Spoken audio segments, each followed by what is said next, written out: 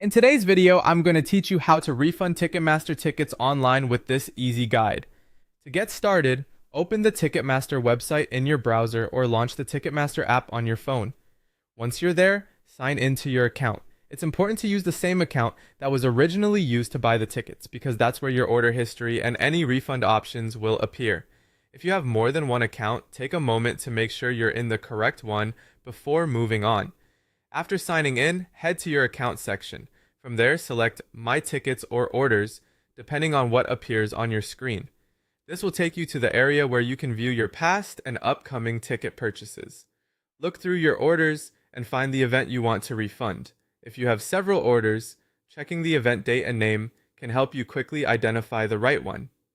Next, open the order details so you can check whether the tickets are eligible for a refund. This is an important step because not every ticket can be refunded. In the order details, look for messages or buttons such as request a refund, refund available, event canceled, or event rescheduled. These labels usually indicate that some kind of refund or claim option may be available. If you don't see any refund related option, that often means the tickets are not eligible under the event organizer's policy, so it's worth reviewing the information shown on that page carefully. If your order is eligible, go ahead and click request a refund. Then simply follow the on-screen instructions. Ticketmaster may ask you to review the request details before submitting it, so read through everything carefully and confirm the request when you're ready.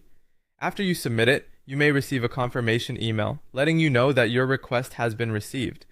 Once your request is sent, the next step is to wait for processing.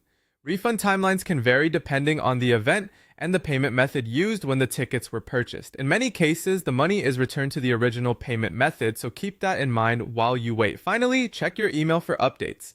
Ticketmaster typically sends notifications to the email connected to your account, and those messages may include refund approval, status